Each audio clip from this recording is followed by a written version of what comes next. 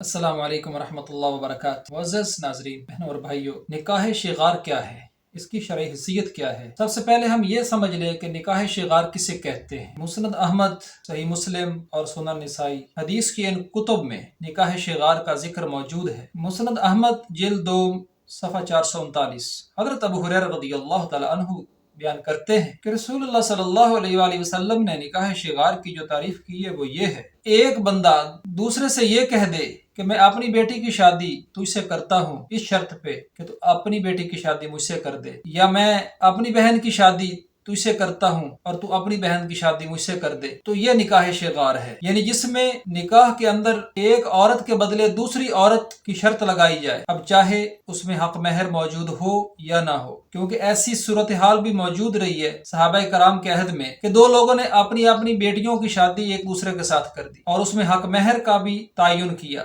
اس کے باوجود ان کے درمیان جدائی عمل میں لائی گئی کیونکہ یہ نکاح شغار کہلایا۔ صحیح مسلم کتاب النکاح حدیث نمبر 1415، ابن عمر رضی اللہ تعالی عنہ سے روایت ہے، رسول اللہ صلی اللہ علیہ وسلم نے فرمایا: لا شغار فی الاسلام، اسلام کے اندر نکاح شغار نہیں ہے۔ اس کو عام طور پہ ہمارے دیہاتوں میں وٹا کہہ دیتے ہیں کہ ایک عورت کے بدلے میں دوسری عورت کو لینا، کہ اپنے خاندان سے ایک بہن بیٹی کو کسی کے نکاح میں دوسرے خاندان میں بھیجنا اور پھر ان سے بدلے میں تقاضا کرنا کہ وہ بھی اپنے خاندان سے اپنی بہن یا بیٹی کو نکاح کے لیے دیں گے، تو یہ ناجائز ہے۔ اس کی ایک مستثنا صورت ہے، اگر یہ شرط نہیں لگائی جاتی، ایک شخص اپنی بہن یا بیٹی کی شادی دوسرے شخص سے کر دیتا ہے اور اس میں یہ شرط نہیں لگائی جاتی کہ بدلے میں وہ بھی اپنی خاندان سے کسی بہن بیٹی کو اس خاندان میں بیاہے گا، اور پھر کسی دوسرے موقع پر کوئی اتفاق ایسا ہو جاتا ہے کہ جس شخص نے اپنی بیٹی اس خاندان میں دی،